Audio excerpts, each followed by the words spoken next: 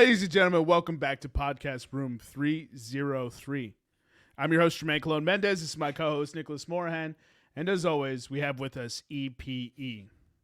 What is this, episode 146 we have for you this evening? A little NFL action, Week 7 review, Week 8 bets. We'll get into the head-to-head. And we'll get some communion with E. But before we went live, having power and controlling and changing layouts, hitting these buttons that just presents everything differently, presents itself with a very, very fun feature when you poke fun at Eric and then you instantly cut him off on his rebuttal. So that literally just happened before I hit record, and he's still shaking his head no. So how are you doing this evening, Nick? This should just be called the Eric's Big Mad Show. That's all we have to deal with in pre-show is just Eric. You guys don't see what we sacrifice in pre-show, to be honest. We have to deal with a grumpy executive producer who refuses to run stuff, refuses to run ideas. He didn't even this week, guys. He didn't even run his idea for communion with E past us. Because he just said, you know what? You guys are going to figure it out in the show. You're going to figure it out in the show, and you're going to do it. And really, it is we put together this product, and we push this product out to you guys as the masses in spite of Eric. In lieu of... How you doing this, Eric? Rebuttal. Get him back. No. I'm not gonna attack him. It'll come naturally.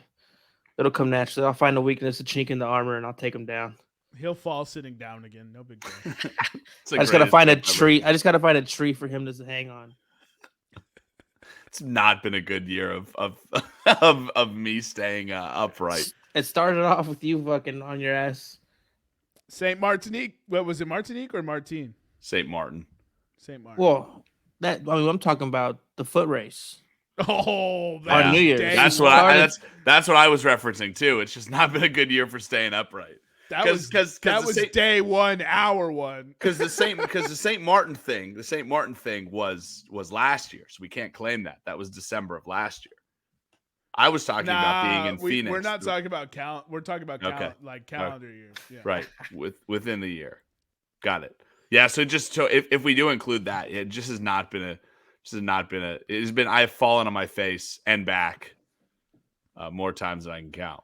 Remember when you tried to tackle me in North Carolina and I dodged that shit like the Matrix?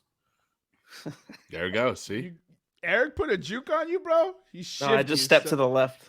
It's that little man quickness. He's shifty, bro. Looking back, it was great. It was great that he did dodge it because I was coming prime AJ Hawk. Ooh, Terry Tate. Oh yeah, I came around the car and I was hunting the quarterback. Spidey senses kicked in, bro. You were Pat Tillman. You were coming for war. Yeah, like a shot out of a cannon, like Pat Tillman. All right, gonna hit Eric with some friendly fire. Did we cross Eric's threshold? Wow, I think we did. I think that white veteran slander will not stand in Eric's book. That's where he draws the line. There will be no white veteran slander on this podcast. Yes, sir, Eric. Don't you dare get my boy Chris Kyle. That's what Eric's thinking right now. Look at him. He's mad. And he's from Texas. Leave that man alone. He's mad. That man is a saint. That man should have been the first president of the country Bulls, of Texas. Baby. His range of skills was explosive. Really, dude. And you know what the worst part about this is I'm going to get texts throughout the week when people listen to the episode. I'm for sure going to get one from Putnam. I'm for sure going to get one from Jason. What did you just call him? I think you're going to get a text because you called him Putnam. I think that's why. I think everything I just said, you just negated by calling him Putnam. What are you, a 19th century midwife? You're like a little. That was a little squeak. Putnam. By the way, that's Eric's boss. By the way, hold on, you got to take off the hat. Is Ratatouille controlling you under there? What is happening? He doesn't have enough hair controlled. We haven't seen him controlling the eyebrows. You have to be going like this on the two little stragglers I have left on the top of my head. I thought he was talking about his balls. Yeah, maybe. I was like, yo, that got weird, bro. I'm super glad you clarified that. All right, ladies and gentlemen, that is 6 minutes of absolute nonsense out the way. I promise you we have a decent episode coming for you. We'll get into the NFL Week 7 review. We'll get into the NFL Week 8 bets. We'll get into everyone's favorite head-to-head. But right now, let's get into Communion with E. Take it away, Eric. All right, so this Communion with E is actually brought to us by Nevada. Speak of the devil. So I want you guys to actually, try to give it some real thought because I think there's some really good answers here that we could find. But essentially, what are some of the greatest games that never were? I.e., example. I'm gonna give you one that I thought of off the bat. No. I think we're good, right? Don't ruin a good example, no. Well, I mean, I think it's one of the most obvious ones. All right, go ahead, go. But it was Kobe Jordan. I'm gonna fight you. No, it was the LeBron versus Kobe in the finals. We never got that. Same thing, fighting you. Yeah, okay. Square up. Anyway, football, hockey, baseball, basketball, Champions League, have at it. What are the games that we should have seen that we never got to see due to players being shitty, LeBron James, or injuries, or whatever it may be? Oh man. I'll let you go first, Jermaine. Oh man, there's a lot. The Warriors dynasty never happens if Chris Paul doesn't pull a hamstring. Any of the 3 different occasions he pulled the hamstring. So every year. Yeah. So if one of those Clippers teams stays healthy against the Warriors, they could potentially beat the Warriors. If that Rockets team doesn't miss, 28 straight threes or something like that, the Warriors aren't referred to the way they are. Trying to think of what else. Like, who did we want to see and it did not happen? That's a really good question. So here's one that I just thought of off the dome because I was kind of struggling for a second. The 1996 Super Bowl had the chance to be the Carolina Panthers against Jacksonville Jaguars. Both teams in the second year of their existence, both teams not even making the playoffs in their first year. Second-year teams both made it to their respective championship games and lost to the Green Bay Packers and the New England Patriots. Boo, seen them, done that. Yep. So that would have been Jags Panthers. Dude, you know how crazy that would have been? It would have been the battle of Jungle Cats. Yeah. So and think about how different that Jacksonville Jaguars franchise is if they win the Super Bowl. Or the Panthers. The Panthers are a laughing stock. Yeah. So the example Nevada gave when he sets it over, and I actually agree with it, and I kind of want to see what you guys think about it, was the 06 Chargers. Yeah. Oh, with LaDainian Tomlinson on number one offense versus number 1 defense. Oh man. Man. I'm trying to think. The one that popped into my brain was the pass interference call that never was. Yeah. Drew Brees versus Tom Brady in the Super Bowl. Like those two defenses, man, the run games on those teams, I think that would have been an awesome game. What was your example, Eric? My example was in 2009 or 10, whatever it was, when LeBron was supposed to face Kobe in the NBA Finals. That's right. Okay.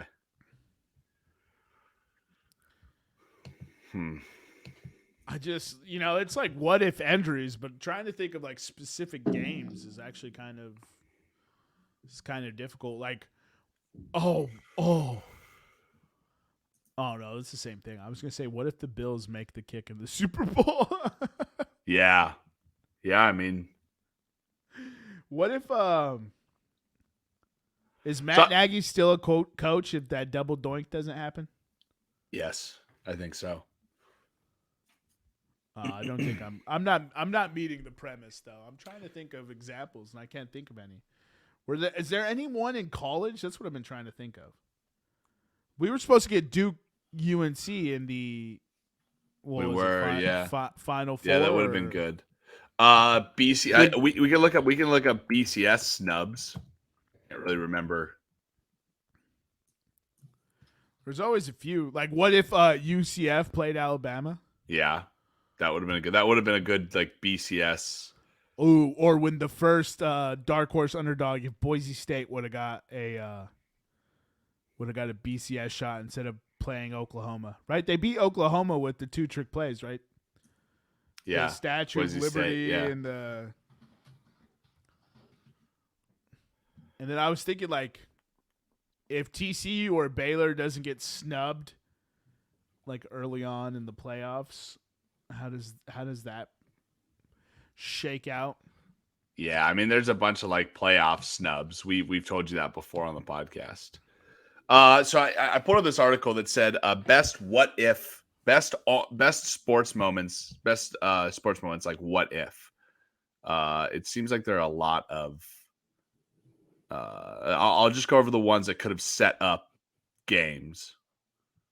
Number 8, D Ford lining up in the neutral zone, or D Ford not lined up D Ford penalty because he gets in the neutral zone for the Chiefs. The Chiefs had the game-winning interception, but he was called for the offsides penalty, and the Patriots went to the Super Bowl. Oh, that was the Chiefs game. Yeah. Yo, that's a good one. That was just recently. What if we got that Rams-Chiefs Super Bowl that we wanted? Remember when they played that 50-50 shootout game? Yeah. Sorry, I just saw number 5 in this list, and it brought back the memory of it.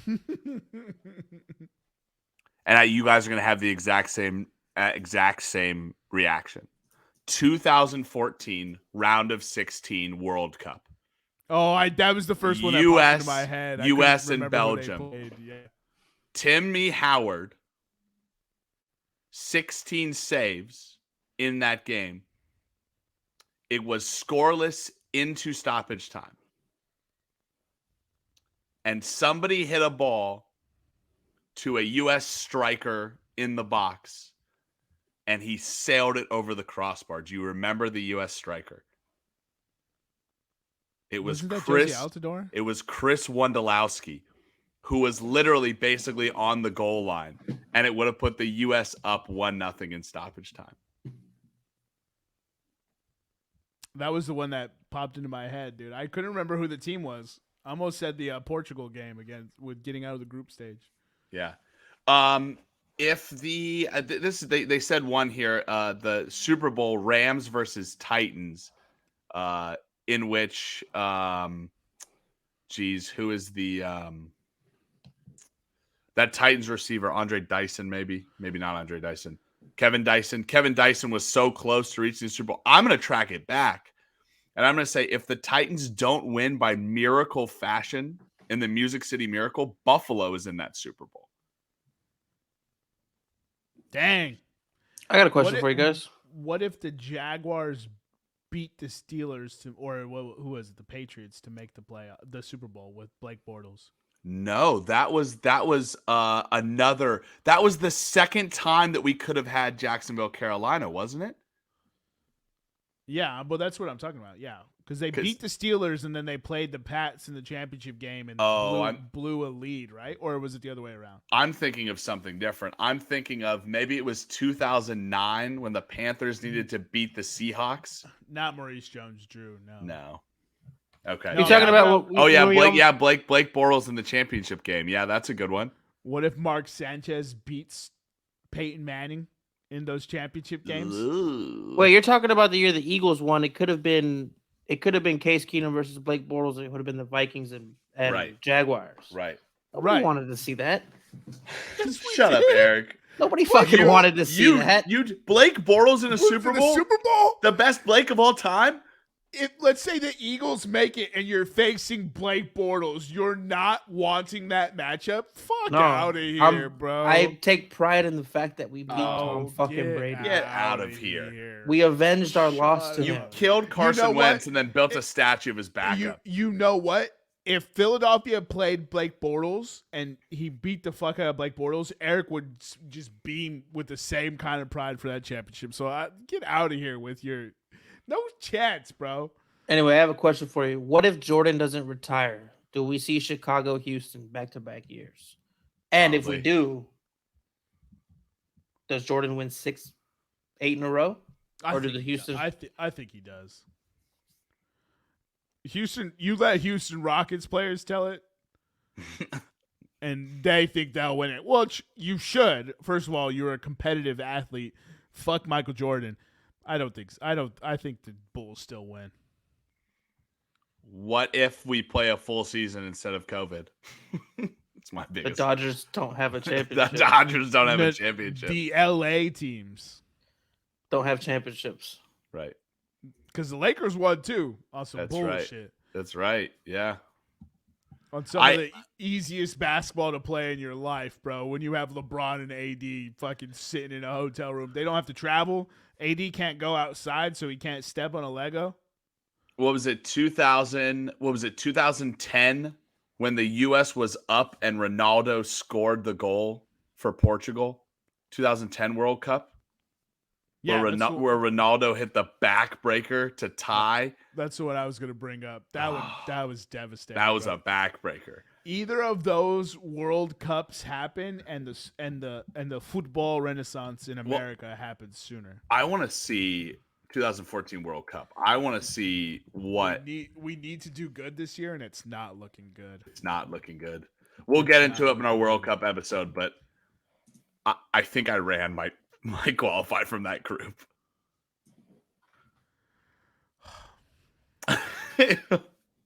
That's a group of death right now, in my opinion. It is a group of death based on numbers and rankings. Yeah. All right, let's see here. So the bracket. So if the U.S. won, what kind of? Show me the. They seed 1 and 2, right? Right. So if the U.S. wins, they play Argentina. Oh. I want one with scores. I'll find one with scores here. We'll go to Wikipedia. Yeah, I don't know how we're doing against Argentina. Yeah, I don't think we're winning. Could we beat Messi and Ronaldo in back-to-back World Cup games?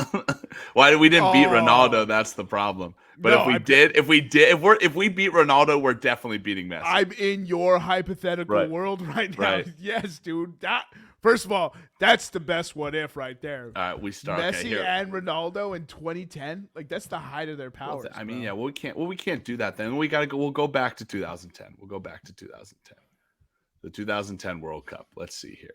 Oh wait, which one were you doing? I was doing 2014 to start. Was that Argentina? No, 2014 was Argentina. So 2010 was because we got past. 2010 was 2010 Ghana beat us because we were the second seed, I believe. Ghana wasn't 2010 in Africa though? Yeah. Wow. Which one was in Africa? 2014? I guess I'm not really remembering when that 2006. When was South Africa? Six was 2010, Munich. Right? 6 was Munich, or not Munich, but Germany. Eric was shaking his head at me no this whole time. I was like, no, it happened. I had the FIFA World Cup game. That's the only reason really I remember South Africa so vividly. That was one of my favorite games, dude. 2010 FIFA game. So 2014 was the Ghana revenge game. The tie against Portugal, in which Ronaldo hit the cross in the 95th minute. And then the U.S. losing 1-0 to Germany. Holy cow, the U.S. lost 1-0 to a Germany team. The U.S. lost 1-0 to a Germany team that won the World Cup, dude. We were good that year, bro. So look. We just happened to play Germany and Portugal in the fucking group stage. So look, Belgium beat the U.S. 2-1. If the U.S. scores against Wondolowski, I think the U.S. wins. Or let's just say U.S. wins. Argentina had to go to extra time to beat Switzerland and only beat Belgium 1-0. Let's say we beat Argentina. So there's a chance that we beat Argentina. Okay? Next team, the Netherlands. The Netherlands beat Mexico 2-1, had to go to penalties against Costa Rica. Jesus Navas coming out. Legend. And Argentina had to beat the Netherlands on penalties. Then the U.S. is going to a final against a Germany team that they already know that they can hold. Can you imagine? That's the world I want to live in. I bet you Harambe's still alive in that world. The U.S. won the 2014 World Cup. If they've won, Ronaldo, Messi, Ibrahimovic have all been playing in the MLS for the last 10 years. I don't know about that. They would come more easily, though. I would agree with that. Holy cow. A 2010 U.S. 2014. This is 2014. Okay, sorry. Yeah. Oh, my God. 2014, we lost to – what happened in 2014? Because you keep bringing them both up, and now they're all jumbled together. 2014 was the U.S. was beating Portugal. Yes, that's and Portugal scored in the 95th minute. Right. I think they tied it, and then they took the lead. That was just to tie it. That was to tie it. And then the U.S. needed basically, if the U.S. would have won that game, they would have qualified. But then Portugal ended up not winning against Ghana. So Portugal did not qualify.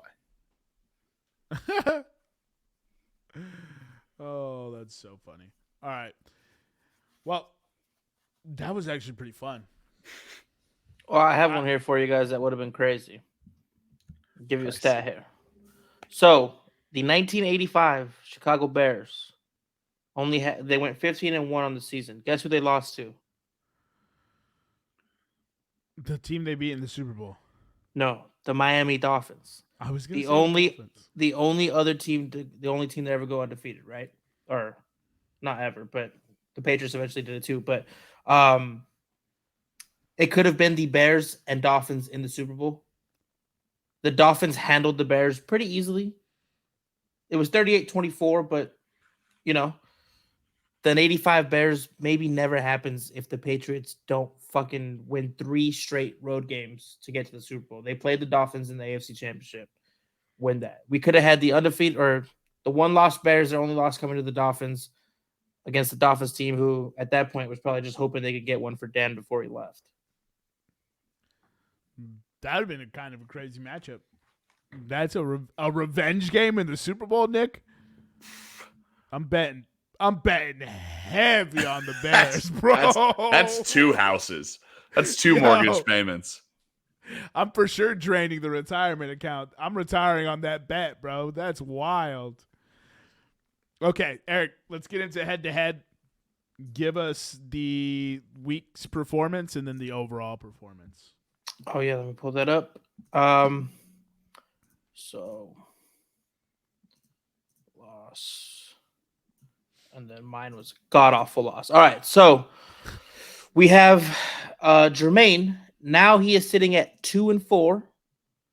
He had the Arizona Cardinals -2 against his Saints on Thursday night. They won that game, so that won easily. Nicholas Chachahan had the Green Bay Packers at -4.5. They took a fat L, so now Nicholas is sitting at 3-3 overall. That's so bad, bro. You lost to the Commanders. Fortunately, I took back-to-back L's. I had the Detroit Lions beating the Cowboys. We had them in the first half, fell apart in the second half. That puts my record at 4-2. Dude, I can't believe I'm the only one who won, bro. Well, it wasn't a plus 1193? Yeah. And it looked at certain points like it would happen too. Yeah, dude, first of all, let's just get into that Green Bay Commanders game. Does Aaron Rodgers retire despite getting $150 million for 3 years? At the end of that game, dude, when he was down at the turf, it was like, this don't look good, my man. Aaron Rodgers has quality gifts. Like, he is one of the most... Is gifable a word? Gifable, yes. Gifable. Gifable quarterbacks or just professional sports athlete ever. Remember that photo where his chin strap was like... Right, yeah, that was one's like great. laying on the side. They have the gif where he breaks his collarbone and they change the sack rule to where we don't know what a sack is anymore. Right. But it was the Vikings player landing on him. You have the discount double check. You have his fist bump. Why do I know so many Aaron Rodgers? You have him showing up as Con Air now. That's a meme. That's got to be a good one. Oh man! So all right, did you in what world did you ever think the Commanders were winning this game? None. What's so funny none is world. they won because Carson Wentz wasn't playing. Right. Is that why they won? Is Carson Wentz that bad? Is Taylor Heineke the new Ryan Fitzpatrick? Oh, dude, I hope so. We need another legend. We Right. need a legend to just come in. And he's already started it. Dude, that's great. You know who I really want it to be, though? Tyler Huntley. Yeah. Although I wish he would get a starting job. Just give that man a shot somewhere. But I just think it'd be cool if every time Lamar got hurt, Tyler Huntley came in, they didn't miss a beat. But then he just go right back. Oh, dude. Aaron Rodgers is what is it for next year? Is it still 11-point dog? I'm sorry, what was that? You broke up there. On my end. Aaron Rodgers is a double-digit dog for the first time in his career. I believe it's -11, right? Or he's plus 11. Is it? Right now the Packers are. Let me see here. Sorry, my eyes are giving out on me a little bit. Green Bay. Are they a Monday night game or something? No. No, I think they're the Sunday night game. Which is the first good primetime game we've gotten, huh? Maybe that's exaggerative. Oh, the Buffalo Bills. They're 11-point dogs in Buffalo. Attaboy, Eric. So sorry, I'm gonna have to get some context soon. So, moving on to other veteran quarterbacks. Imagine a scenario in which you were married to one of the most beautiful women on the planet, and you decide to divorce her. And the next game you have coming up in the schedule is the hapless Carolina Panthers, who just traded away their superstar player and have a former XFL player at quarterback and an interim head coach. You're beating that team, right? Yeah, Tom Brady's the quarterback, right? Right, yeah. Imagine divorcing your supermodel ex-wife and playing the Carolina Panthers, who are somehow listing like a ship taking on water and yet are one game out of the NFC South. And losing to the Carolina Panthers. And not really in like dramatic fashion. Tampa Bay really never had a chance in this game. The NFC South will have a 7-9 winner, right? Or yes, again. 8 and 9 winner because it's 17 games now. The NFC South is just you can't get a bearing from week to week. You have no clue what's happening. And the why Saints is it the put up 34 and lost, right? Uh-huh. Who did the Falcons lose to? Where are those? Falcons losers? lost to the Bengals by getting shellacked. Oh, they got by Joe Burrow throwing for 481 yards. And the Panthers beat the Bucs. It's just unreal. So let me ask you this: are you more or less excited for the Cowboys as a contender with Dak Prescott after that performance we just saw, or is it the same? Well, I hope we see him come back a little bit more. I mean, that game, talk about a ship listing and slowly taking on water. That's what that game was. Why did they abandon the strategy that had been working with Cooper Rush? First of all, let's talk about this. I guess we can talk about the Cooper Rush thing before. Because you don't not play Dak Prescott. Yeah, you play Dak Prescott, but what's been working for the team should continue to work with Dak Prescott in the system. If he's a better quarterback, all he should do is elevate that system to be better. But they started doing none of the shit they were doing with Cooper Rush as the quarterback. What are you doing? You clearly have a recipe that wins games unless it's against the Eagles. But think about it like this. You're no longer game planning around Cooper Rush. You're game planning for Dak Prescott. And I know some people out there, I might have just said the same thing, but I didn't.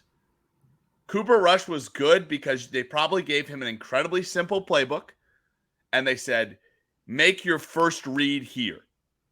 If your first read's not there, check it down to either Tony Pollard or Ezekiel Elliott. Or throw to your tight end. To Dak Prescott, they gave him this whole giant, and they said, here you go, you know it. So we're going to run everything we need to run. Mike McCarthy's still the coach there, correct? Yeah. Yeah, exactly. Maybe it's Mike McCarthy. Maybe it's Mike McCarthy that should be running the simple playbook. I don't understand. Eric's got a good point. If it was working with Cooper Rush, how is it not working with Dak Prescott? And it was not working at all. The whole game, the announcers were talking about how bad the Lions defense has been through 6 games. And the Lions defense, Eric, correct me if I'm wrong. What was the score going into the fourth quarter? Wasn't it like really close? It was like 14-6 or something like that. Yeah, it didn't get bad. The Detroit Lions 10-6. The Detroit and I'm going to say this, the Detroit Lions had a chance to take the lead in that football game because one of their tight ends made a catch and a lunge to the end zone. And instead of stopping the play and challenging the play that he had got in, they decided to run a real quick play. Fumble. In which DeMarcus Lawrence grown manned about 3 players and a block and stripped the football. If you have not seen that clip, Room 303 faithful, go online and look at DeMarcus Lawrence making not 1, not 2, but 3 professional athletes and NFL players, his sons. And that actually 4 because he stripped the ball then. So 4. Yeah. That was ass. I don't get it. It's asinine. Well, Mike McCarthy not to be outdone by the curse that is the Detroit Lions. No doubt. All right, bring up your point, Nick. What? You wanted to get into something before Eric brought. Oh, that was my point. That was my point. That the Lions had a chance to win this game, and if they just would have. I love Dan. If you're the Lions owner or the Lions GM, you love Dan Campbell until this moment. Where you're like, stop, think about it for a second. Don't just try to rush headlong into stuff and, we're going to win in the trenches. Think about where you're at. Think about the play that just happened and, pump the brakes. Yeah. That was 100% Dan Campbell being like, we're going to score a touchdown. You have a red flag. You'd use it. Right. And then doubt. You have all that time to make the call. You're at the half inch. Yeah. If you need to make a call, let's say they don't, reverse it or whatever. All right. Let's do a quick hitter. What to make of the following 3 teams? Rank these teams for me. Okay. Giants, Jets, Seahawks. Contenders. All of them. I rank them in the order you said them. Giants, Jets, Seahawks. Let's see if I can't pull up their collective record. If it'll load for. So since we're saying Giants play Eagles this week, right? Since we're saying no, Giants play Seahawks. It's the only game on the schedule with a winning record. What, both teams have the winning record? Yeah. Yo! Imagine that. Imagine week 8, the only game with both teams having a winning record is Giants versus Seahawks. All right, so, oh my God, dude, what's... All right, who deserves Coach of the Year more? Is it Pete Carroll, is it Ryan Dable, or is it Robert Saleh? Because Robert Saleh lost his starting right tackle, right? They just lost their offensive tackle, Valia Tucker. They lost Breece Hall. 2 wide receivers, 2 highly drafted wide receivers have requested trades from the team, right? Brian Dable has the Giants with 1 loss. It's got to be Brian Dable, right? You can make a case for anybody. Pete Carroll, we were arguing about the Seahawks having one of the least talented teams in football, but somehow all three of us picked them to finish better than the Cardinals in this division. Did we know something? By the way, Kenneth Walker III was supposed to be a third-string running back. He's the guy now. Yeah, he's the guy now. So on DraftKings right now, we have coaches odds. We have Nick Sirianni at plus 125, Brian Dable at plus 250, Robert Saleh at plus 1,000, and Kevin O'Connell at plus 1,200. Mike McDaniel at plus 2,000 and Pete Carroll at plus 2,000. Pete Carroll is plus 2,000. Mm-hmm. How do you not? So if I'm making bets, how do you not bet against, or how do you bet against Pete Carroll? Because the Seahawks could still end up with 6 right, but at the end of the season. Right, but he's a coach that has been in this situation before. 2 Super Bowls. Right. I mean, the dude is no slouch. He made Russell Wilson look good for 10 years. Russell Wilson's the system quarterback. Yo, Eric's found it. He found something and he's riding it until Russell Wilson proves him wrong. Yeah, but Russell Wilson might be the best system quarterback of all time. 100%, but Eric's not wrong. That's hysterical. So here's a fun fact. Just some standing observations, right? The New York Jets are 1 game behind Buffalo. They have a better record than Baltimore, Cincinnati, Cleveland, and Pittsburgh. They have a better record than the entire AFC South, and they have the same record as the Kansas City Chiefs. I mean, we talked about it at the beginning of the year in the schedule preview, and yet nobody hit on it for us. When you finish wrong, or when you finish bottom of your division, you get to play other bottom of the division teams. And the Jets, Seahawks, and Giants are working out in a year where no one in those other divisions is good. The NFC East is the only division with a 6-win team. They have 2 of them. The NFC East is the 2 best records in football right now. Just touching back to the AFC East and our preseason on the episode, we had the AFC East. Your boy took the Bills, Jets, Dolphins, Patriots at plus 3,500 for exact order for this division. Did you put money on it? Don't count your eggs too soon. Did you put money just on saying. It? I'm just saying. On it? I had that intuition. But did you put money on it? No, unfortunately. So you didn't trust it then.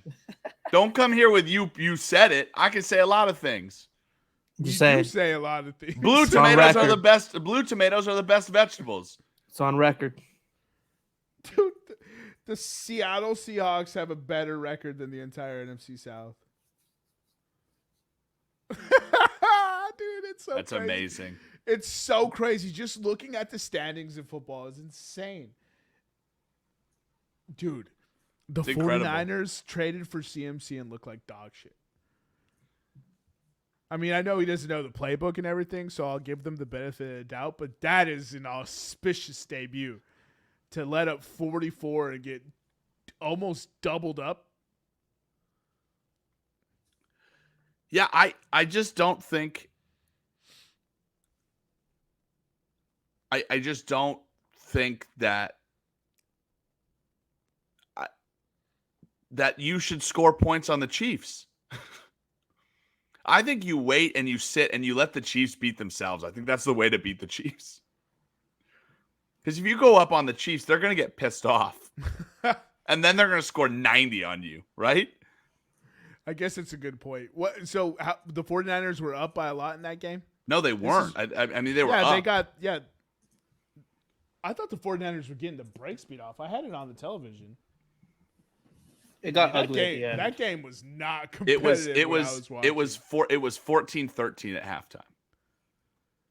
I almost don't remember that. The 49ers took a 10-0 lead. Kyle Shanahan does not make good second half adjustments. Change my mind. I won't. I can't. Speaking of second half adjustments. Bill O'Brien? Maybe. Yeah, I think so. That might be a betting tip for the week then. Bet Kyle Shanahan with the lead. Oh, if they have the lead, you take the dog? You take the dog. You take who's trailing. Speaking of teams beating the brakes off people, the Chicago Bears beat the brakes off the New England Patriots. And at the beginning of the year, we were considering Mac Jones as a top half quarterback. And we were even getting ready to say, we as the collective media, we're even getting ready to say that maybe this is Mac Jones' coming out year. And now Bill Belichick is not even naming his week 8 starter. Well, now that you brought up the elephant in the room, Eric, who's the best quarterback in New England? His name's Zappy. Eric has been saying that they should stick with Zappy since before Mac Jones came in and got booed by the Gillette faithful who started cheering for Zappy. You can see it, man, when he plays. He's quicker to make decisions. He's just pretty much as accurate. Doesn't make as many bad plays. Dude, stop looking at the name on the back of the jersey. Stop looking at the contract. Who's playing the best? It's Zappy. Put that man in the game. He's playing that well? When was the last time Bill Belichick had a high draft pick who was a guaranteed starter at the beginning of the year? Before his days. And then he got replaced by a rookie QB who was a late round draft pick. I'll say it right now. Bailey Zapp will be better than Tom Brady. And no, Eric, that's not a lock. The same two people that sit here and bash Lamar Jackson and call him a running back. He's a running back. The Patriots put They up literally 14 ran points plays on the Bears. The Patriots put up 14 points on the Bears at home with this quarterback that you're saying is good. First of all, I don't appreciate this Bears slander. Okay, Tom Brady. They are 3-4. Good. That is a team that is on the cusp so ridiculous. of being good. That is so way to go out on a limb there, Eric. all right. I kid. But that is bonkers. I'm just saying, like, everyone's hyping up this kid for New England like he's something special, and I'm like, they put up 14 points against the Bears. The Bears have not been good this year. Also, shout out to, what is it, Eberflus who's coaching the Bears? Yes. Shout out to Eberflus for realizing that designed quarterback runs with Justin goddamn Fields is a potent offense. You don't need wide receivers, bro. Just line up, run the Navy offense. Justin Fields will get you a tutty. It's unreal, bro. They were designing runs in the whole game. I was just like, what is happening? What kind of sorcery is this? Unreal, bro. By the way, dude, the Manning cast, shit slaps. Shit slaps, bro. I just, for some reason, I found my way to Tom Brady. Tom Brady has never ended a season with a losing record. Do you know that? Are you betting for him to have a losing record now? Can I bet that? Eric, come on. Even 2008 when he got injured, he finished the year 1-0. So they're counting that as well. Because he started the game, yeah. All right. While Eric's looking that up, do we want to touch on any other games? I do have a review for last week for you guys. Okay. A review for last week? Yeah. So I'm going to do something a little bit different. Probably should have been doing it from week 1. This will be a regular thing from now on. Going into next year, it'll be a full-time thing. But last week, Jermaine went 5-4 with his picks. He got the Arizona -2, Cleveland +6.5, New York Jets money line, and Kansas. He actually went. Yeah, okay. Kansas City -2.5, and the Seattle Seahawks money line. He lost on the Packers -4.5, the Lions +7, Atlanta +6.5, and he had Houston +7. What was I thinking? That's a lot of terrible teams at the end. Nicholas finished with 7-4 record with his picks last week. He also took the Arizona -2, Carolina +11, Cleveland +6.5, Tennessee -2.5, Jets money line. He hit on Pittsburgh +7, but he missed on the money line, and Chicago +8. Nick's weekly Nuggets went 1-2, Detroit +7, and Houston +7 missed. and the Tennessee -2 did in fact hit for him. So that was last week's. I will continue this on from now on with each week that goes in. We'll have an overall record for the year. But yeah, I will be reviewing every week's You picks for keeping you guys track now. of juice too, or Yeah, just you that? keeping track of Yoons? We talking Yoons here? I didn't last week, but I can go back and look it up. Because I mean, I can Okay. because I You can just go. start now. I can go 4 and 8. Okay, But so I if you hit guys 4 Doogie dogs, I you want guys- those units counted. And Jermaine loves a good devious dog. right. Dude, that's my favorite video on the internet right now. It gets me every time. You devious dog. You devious dog. Bro, that made that dude's day. It was awesome. I love that video, dude. I love that video. All right, and then for going forward here, gotta Nick, save it. since Somebody I'm send it to me keeping again. I'm keeping track of Nick's Nuggets and Nick's picks. When I go through the list of the week, call out your weekly Nuggets for me, all right? And we'll let you get into it, and then I'll keep track of your Nuggets like that as well. Nick's Nuggets also count to his overall record. You want them to go to your overall record? No, because I have a lot of nuggets and I'm not trying to bet. I'm just having listen. The purpose of Nick's Nuggets, and you don't need to keep track of them, Eric. I mean, like you can. Yes, he does. Okay, I mean, I track on my Nick's Nuggets spreadsheet. I track the ones that like that hit. So like the when we talk about teams scoring less than 10 points, I track that. When we talk about division games, stuff like that, I track all that. The Knicks Nuggets for everybody out there is just to help you guys bet if you like stats. So if you like stats like I do, and it's also there to show you that stats don't fucking matter. That they don't matter at all. See the Bears 33-14 in Foxborough on Monday night. I took a late Bears plus 9.5. By the way, boys. You should have taken a late Bears minus 9.5. Yeah, I should have. What would that pay? Jesus. All right, so the head-to-head has been covered. I'm 2-4, Nick's 3-3, and Eric is pretty good, right? 4-2. Yeah. We just finished our week 7 review. We always finish the week 7 review with a little saying that we like to say at Room 303, Broncos country, let's bench. You finally got rid of Russell Wilson. Brighter days are ahead. Don't worry. You don't have a lot of money tied up to him. You could get rid of him next year. Just easily shuck him to the side. All right, Eric, knock off that yawn and take us through the board for the week. All right. Let me get this set up real quick. Will I you have to drop get the the link in the chat as well which link, my guy? for the odds so I could see them with my eyeballs? Oh, yep. Let me get that sent over. Because I happen to notice that you'll say a bunch of numbers in a row and I'll only catch like one or two and combine the rest. Did you say 137? No, dude. Did you say that they're 44.5-point favorites? Yeah. The All right. over-under is set at 67.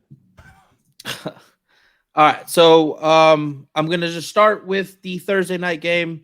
So we have Baltimore headed to Tampa. Baltimore is -1.5 favorites. The over-under is 45. Baltimore money line -130. Tampa money line +110. Start with you, Jermaine. What do you got? Oh, man. When a line doesn't make sense, you just bet weird, right? Like you just... Is Baltimore been bad lately? I guess they can't take they can't seal games. I guess that's the only thing that I can think. Yeah, they've blown a couple leads. Yeah, that's true, right? So Baltimore's 4-3, and Tom Brady has a losing record for what, the first time ever? Was that the stat? I don't know if it's his first losing record ever. He's never finished a season with a losing record. Dude, you know what? Fuck it. Give me Bucks money line. So all right, this leads us to our first Knicks betting nugget, right? We tell you to take gotta get them teams. out before I put a bet in. Come on. I wanted you to. You were talking. It'd be rude to interrupt. You're an ass. So we take teams scoring less than 10 points the previous week. Tampa Bay, obviously, +1.5. Dogs with a spread less than 10 points on the year are 7-3. That's 70%. Let's go. Broncos country. Let's bench. All right, so yeah, I'm taking Bucks money line. I wish it was a little higher, plus 110, but this line doesn't make sense to me. It should be Ravens. So, is this the Thursday game? Yeah. Yeah, it's a Thursday game. Oh, it's even weirder. Definitely give me Bucks money line. All right, let's go. All right, so I got Nick. You have any action on that you want to take? Yeah, I'll take Bucks plus 1.5. Bucks plus 1.5. I'll take Bucks money line. That's money line. Yeah, I'll take Bucks. I'll take Bucks money line. Yeah. All right, so we're gonna move into our next game. It is the Denver Broncos at Jacksonville Jaguars. Broncos are 2.5-point dogs. The over/under is 39. Broncos money line plus 130. Jaguars money line minus 150. Nick, any nuggets? Keep in mind when he says at Jacksonville, he means in London. So both these teams are playing an away game. This is in London? This is in and London. The over/under is 39? Yeah. I feel some shenanigans on that line. That seems really low for a crazy London game. Give me the over, Eric. I'll take the over. Yeah, I want the over as well. And I just mentioned dogs scoring teams that scored less than 10 points the previous week. Denver plus 3 dog. Like I said, dogs 7-3 on the year. So you're taking Denver then? I will be taking Denver plus 3. Yes. What about plus 130? Well, it's actually plus 2.5 for Denver. I will not be taking the Denver money line. Wait, you're taking them plus 3. I have them at plus 2.5 here. Okay, well 2.5 then. Yeah. All right, plus I need 2. I need to listen to you better. I had it 3 in my sheet. This is exactly why I asked for the Right. link. Yeah, I have been fucking up the last few weeks. Yeah, I'm just Eric. Especially you just when I correct me when drink, you hear I'm bad like- numbers. All right, so I have Jermaine took Denver, Jacksonville over 39 at minus 110. Nick took Denver plus 2.5 at minus 105, and your betting nugget was to take Denver at plus 2.5. Correct. Nick's nugget. Okay. Correct. I've just been staring at myself in this kind of close-up new camera angle we're testing out, and just been making faces. It's called narcissism. Because you guys keep looking down and stuff. So I'm like, just gonna entertain myself. All right, so just so Jermaine won't get too Oh, bored. we'll keep geez. it You sure pushing. that's water? Or was that a stroke? Are you stroking out? All right, we have the New England Patriots heading up to their division rival New York Jets. Patriots are 1.5-point favorites. The over/under is 40.5. Patriots money line is minus 125. Jets money line is plus 105. What did this line open as, Nick? Stand by. This line opened as it was New England -1 it opened at. Oh, okay. Oh, I guess the Brees Hall news was out before the lines came. Mm-hmm. The Jets juice is gone. This is where the Jets turn into the Jets and the Patriots turn into the Patriots. To Jermaine's point, in the last 5 division games, in the last 5 times that the Patriots have gone into New York, they are 5-0. Additionally, playing with the rest disadvantage since 2019, New England is 7-5, both against the spread and straight up, where the New York Jets are 3-8 straight up and 5-6 against the spread. Oh, I feel bad, man. All the big explosive plays were coming from Brees Hall. I hope James Robinson can just keep that. I want the Jets in the playoffs, dude. I don't know what to tell you. If the Browns ain't going to do it, I need the Jets in there. I want the Seahawks. I just want all the obscure teams. Give me 2 New York teams. Give me the Seahawks. Who do you got in this, Nick? Nobody? I will take both Pat's money line and Pat's spread. What was the spread again, Eric? Oh, 1.5. -1.5. All right. Yeah, I'll take 1.5 and the money line. What's the money line at? The money line is -125. Oh, that's annoying, Juice. I'm gonna stack that. I'll give at the end my favorites parlay, but I'm gonna throw New England into a favorites parlay with that money line, and I won't take the -1.5. Okay. So give me New England money line, but I'm gonna put it into a parlay. Jermaine. I don't want anything to do with this game. All right. Next game we have the Pittsburgh Steelers in Philadelphia are 10.5-point dogs. The over/under is 43. Pittsburgh money line +390. Philly money line -490. Philly's coming off a bye, right? Nick Sirianni, second-year head coach. He's 1-0 straight up, but he's 0-1. That means he pushed against the spread last year. Philadelphia Eagles since 2019, 1-2 straight up, 0-2-1 against the spread. So before Nick Sirianni, 0-2 and 0-2, 0-2 straight up and against the spread. Additionally, with Kevin Sirianni, can you give me that one again? With Nick Sirianni, sorry, Nick. The Eagles are 1-0 straight up, and they pushed against the spread. Since 2019, they are 1-2 straight up and 0-2-1 against the spread. Additionally, we had our first dog of greater than 10 points after scoring less than 10 points the previous week. That was the Carolina Panthers. They covered. This week we have another one. The Pittsburgh Steelers. Jermaine, over to you. This line is crazy because I don't think the Steelers should be this close. I mean, the Steelers haven't scored over 20 points in regulation this season. There's a Jermaine betting nugget. I will say that again. The Steelers have not scored over 20 points in a single game this season. They're going up against the Philadelphia Eagles offense that is absolutely running on all cylinders. My only concern is the bye week and how the Eagles will respond to a bye week. I don't like when a team's humming going into a bye week. Complacency sets in. So I have the same concern for the Vikings and the Eagles this week. Because were the Vikings on bye last week? The Vikings were, correct. They were, right? Correct. That's what concerns me with these two teams. I want nothing to do with it. And what did you take, Nick? I didn't take anything. I might make a late week bet. Pittsburgh right now, Pittsburgh plus 10.5. It looks fine to me. If I were to take any action, it would be Pittsburgh plus 10.5.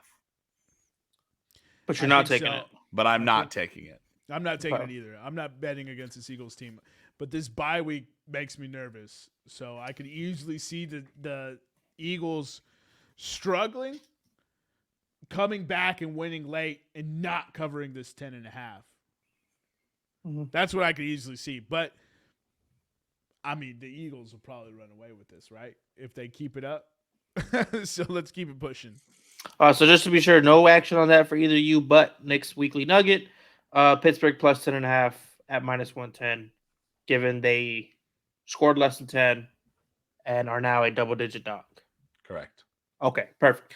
So moving into the next game, we have the Chicago Bears heading into Dallas. Bears are +9 dogs, over under at 42. Bears money line +340. Dallas money line -425. What do you guys got?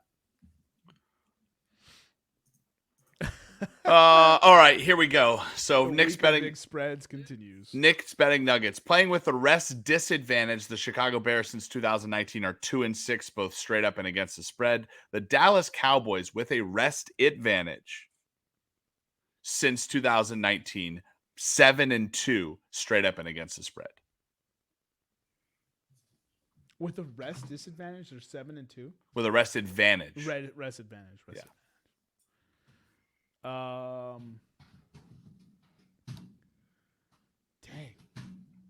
The Cowboys have the rest advantage.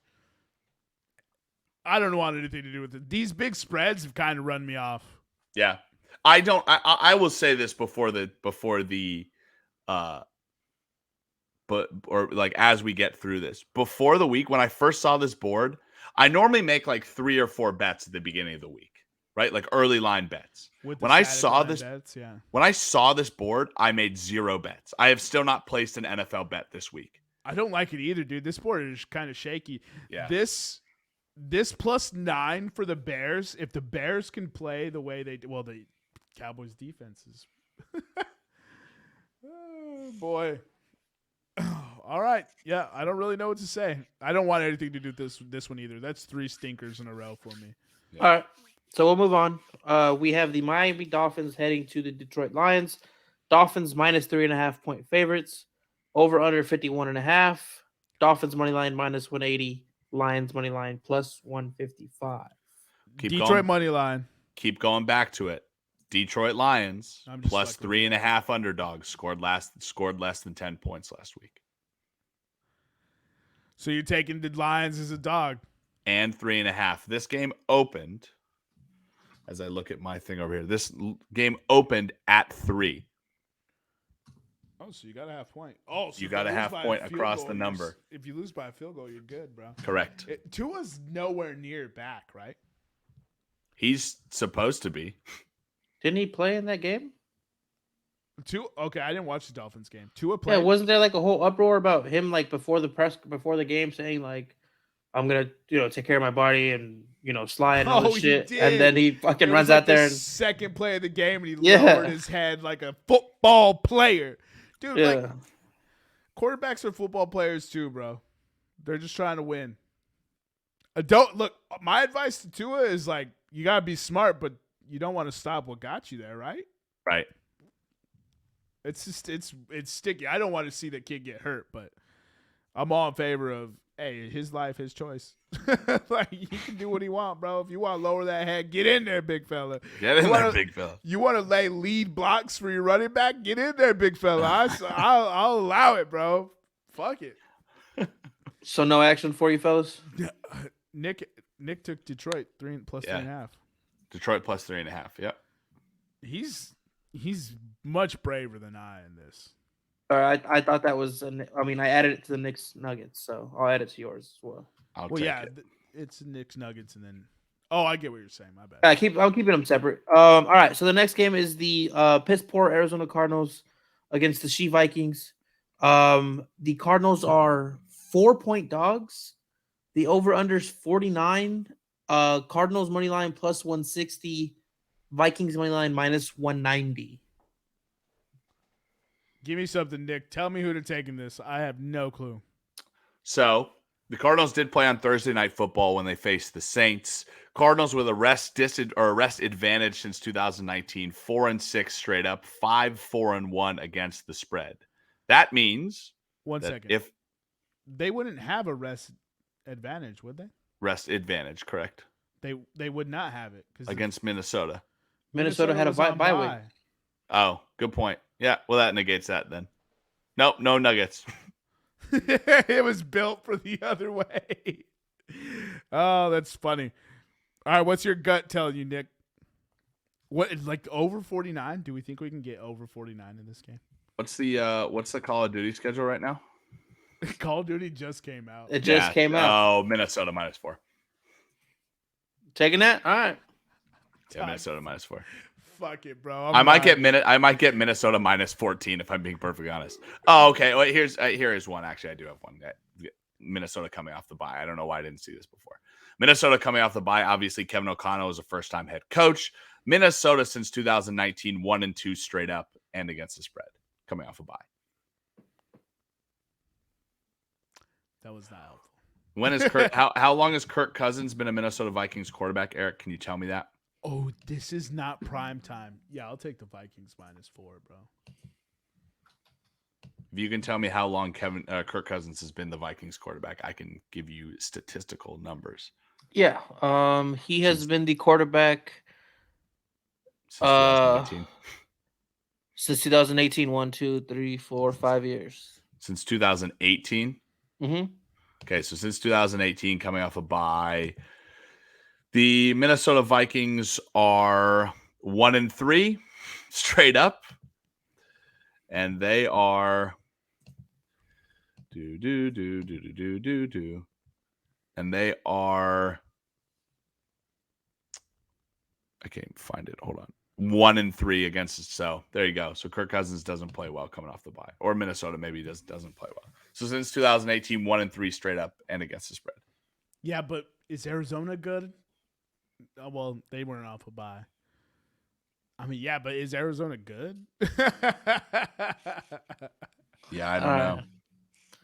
We'll keep pushing to the next game. We have the Las Vegas Raiders heading into New Orleans. They are 2-point favorites. The over-under is 50. Saints money line is plus 110. Raiders money line is minus 130. So I don't think I got this one wrong. So Saints with a rest advantage are 6-1 straight up, but 3-4 against the spread.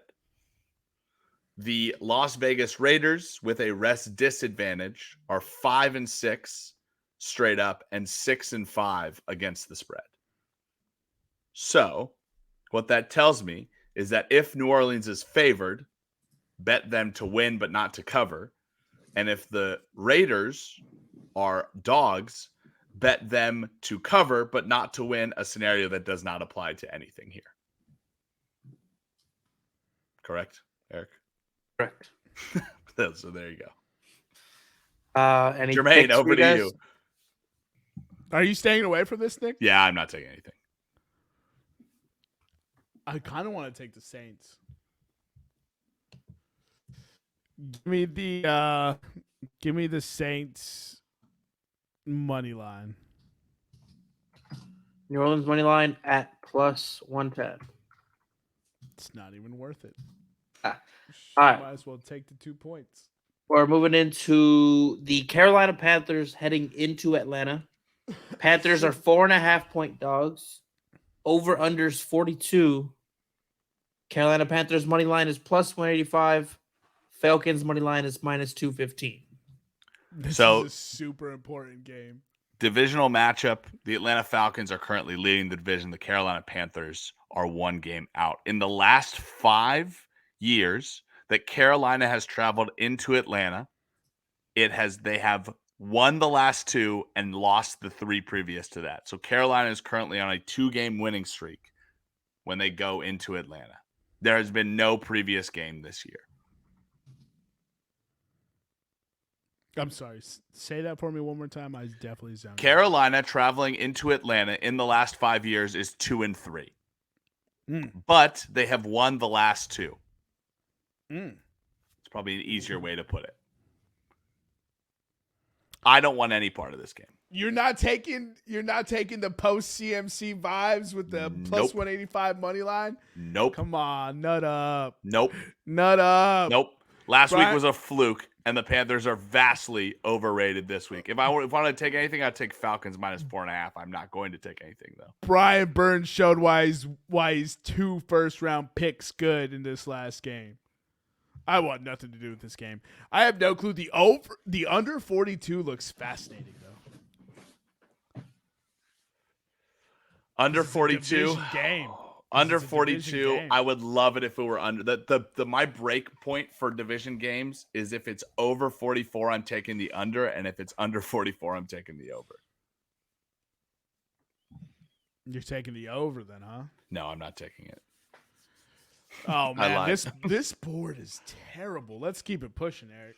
All right, so the next game we have the Tennessee Titans, another divisional game. We have the Tennessee Titans heading into the Houston Texans. Titans are 2-point favorites, over under 40.5.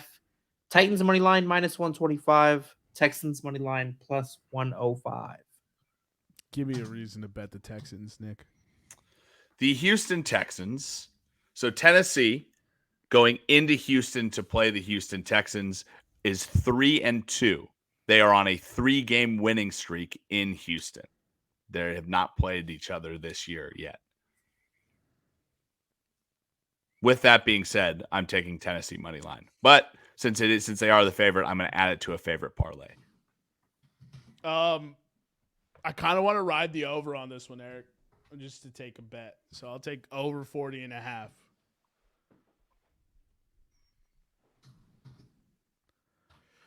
Tennessee, Houston, over 40.5. Yeah. And fuck, I'll ride Titans money line as well. Yeah. All my boys with me. All right. So we have those bets in. We're going to move into the next game. Oh, this is the one I want to talk about, dude. The next game is the New York Giants headed to the Seattle Seahawks. It is a 125 kickoff. The Giants are +3 dogs. The over-under is 45.5. And Giants money line +130. Seahawks money line -150. My goodness. Give me Giants money line. Pick this game. You're taking Giants money line? Giants money line. Is that because they're the dog? Yes. Okay. This should be a pick 'em. I was gonna do the same thing. Give me the Giants money line, and fuck it. If I got Giants money line, I got Giants +3. Give me them both. Fuck it. That's what I'm thinking. Might as well win twice. There's no way anyone could realistically sit and look at this game and be like, the Seahawks are actually a -3 favorite, bro. Yeah, no. There can't be. I don't know. This feels like a true coin flip game. I'll take the dog, even though they're traveling East Coast to West Coast, but not in prime time. It's 125. Mind you, not in prime time. 125, isn't that a prime time game? No. Just an afternoon game. Just afternoon Because the game. 125 starts on its own time. It's the last game to finish. No, there's 3 I games thought at that. 125. Yeah. All right, so moving into the next game, we have the San Francisco 49ers making the drive south to LA to play the Rams. The Niners are 1.5-point favorites. The over-under is 43.5. Niners money line -125. Rams money line +105. As Eric mentioned earlier, Los Angeles Rams are coming off a bye. Sean McVay is coming off a bye, 4-2 straight up and against the spread. This also is a division game. If you remember earlier in the year in San Francisco, the 49ers won 24-9. San Francisco traveling into LA the last 5 years is 3-2. But the Los Angeles Rams broke their streak last year. So the Rams currently hold this division series in LA. Sean McVay can't beat Kyle Shanahan. I'll take the 49ers. We're gonna have our first disagreement of the week. I want Rams, but I'm gonna take Rams money line now since it's +1.5. This game opened, by the way, at this game opened at when I can open my phone. This game opened Rams 2.5-point favorites. Yeah, I'm cool with that. Sean McVay cannot beat Kyle Shanahan. Okay. Cannot. He beat him last year. Beat him once in the playoffs. He beat him once last year in the regular season in LA. The record before the playoff victory was, or maybe it was a regular season game. It's got to be regular. But it was 6-0 in January when they played against each other. I'm taking Kyle Shanahan. Plus, the Rams aren't a very exciting team. All right. Moving to the next game, we have the Washington Commanders heading to the Indianapolis Colts. Commanders are +3 dogs, over under 40.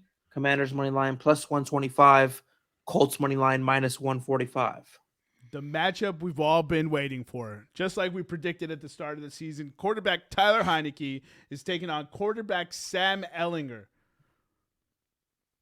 Team scoring less than 10 points the previous week, and then coming the next week as favorites are 6-4-1.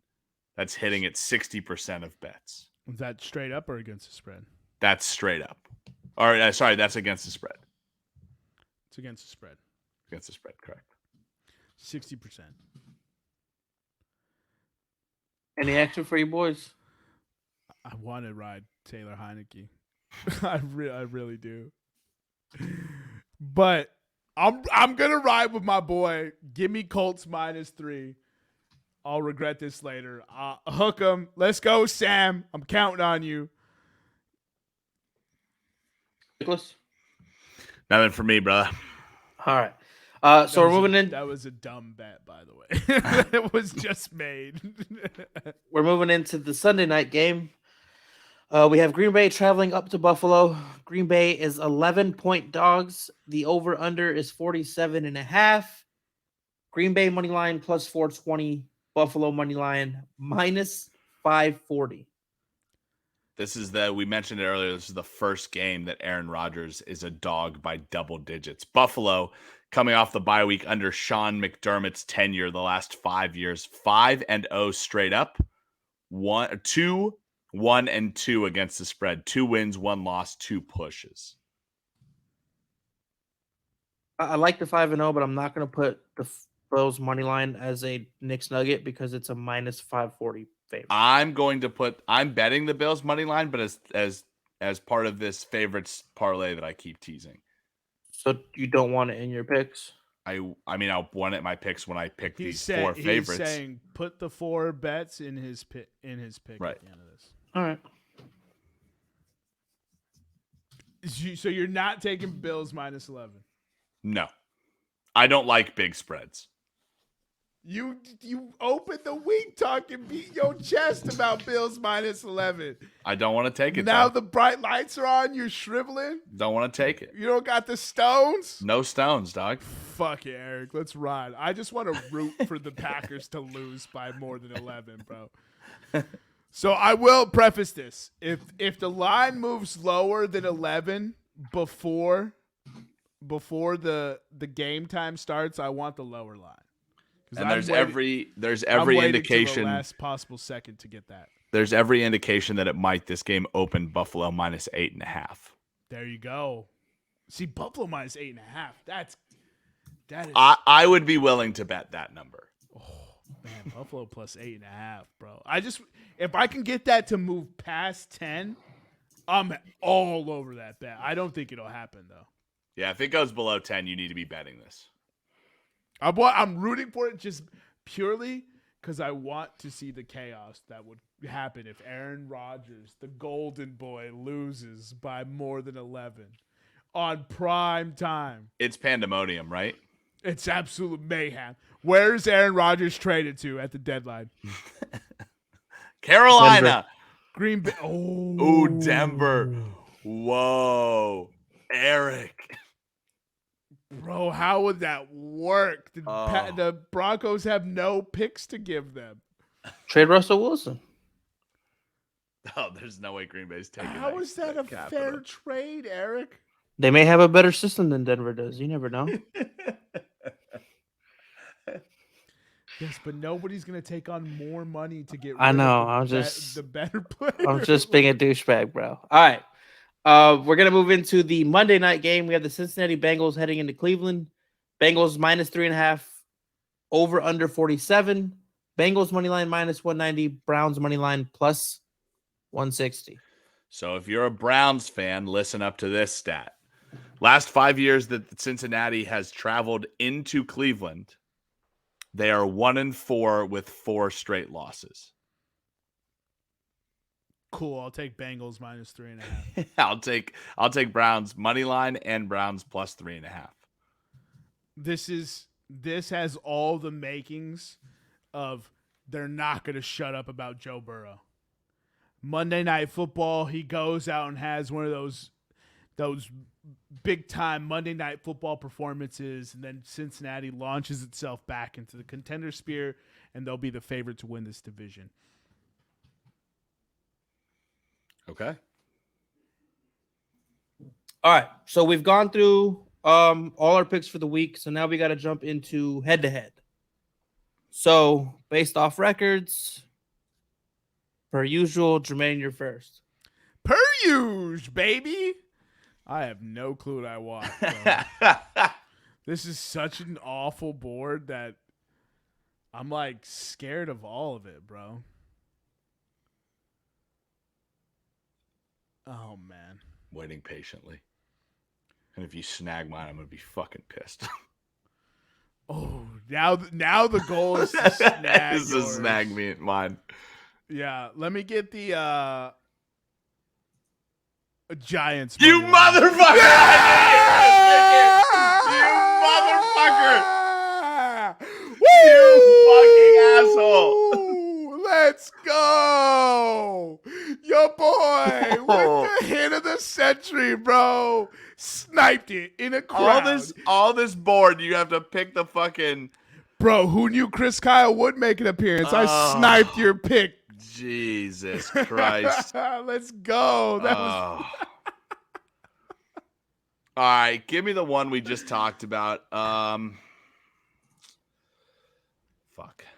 Actually, I'm just thinking about it now. I'm so hyped right now.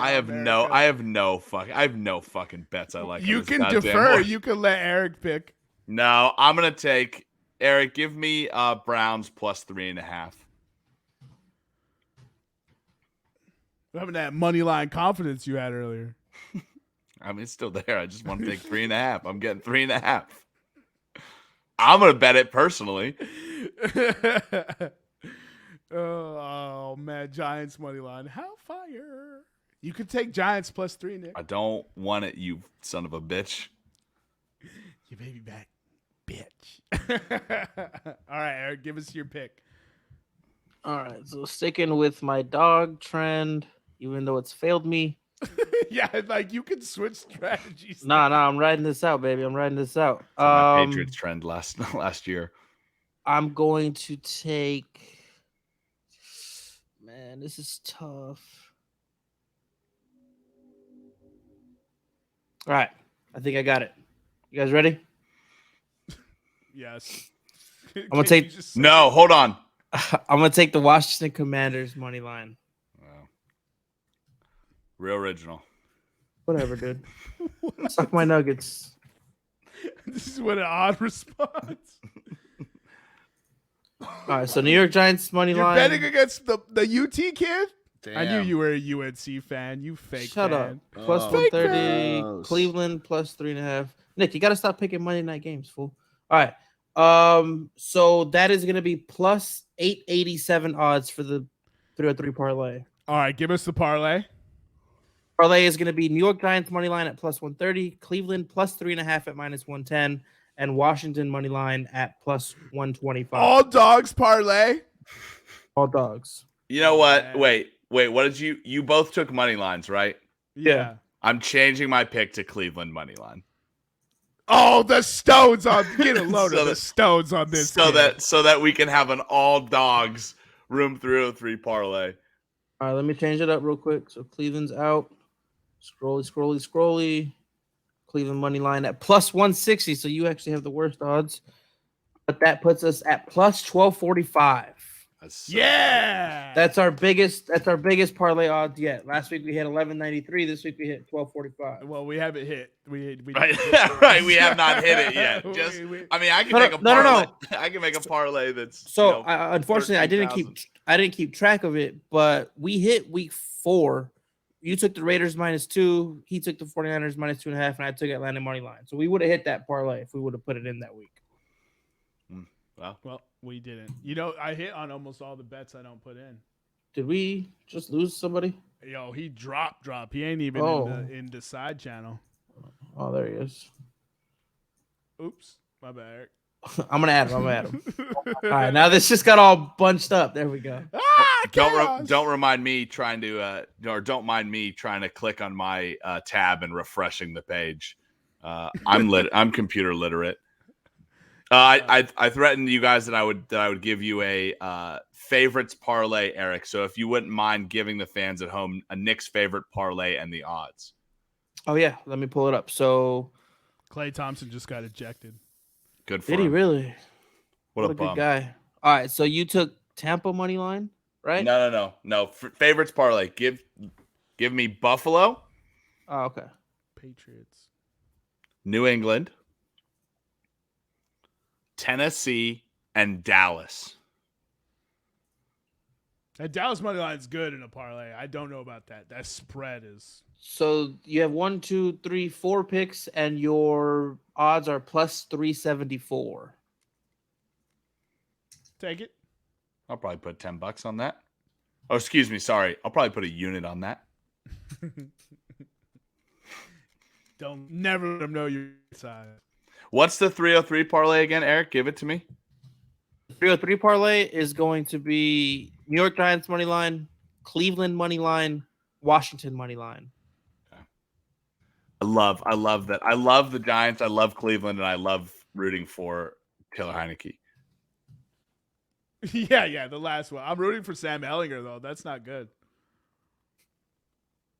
Maybe I'll just, in honor of this parlay, I'll remove my Colts pick so that way I can root for the Washington football team, bro. I'm rooting. I want the parlay to hit, Eric. I don't want that. Get that Colts nonsense out of here. I wasn't even confident. I just picked it. So you want me to take it off? Any Yeah, minus get it 3 out gone? All right. Yeah, I'm going. Way to stand your ground, bro. I'm riding the parlay, bro. What are you talking about?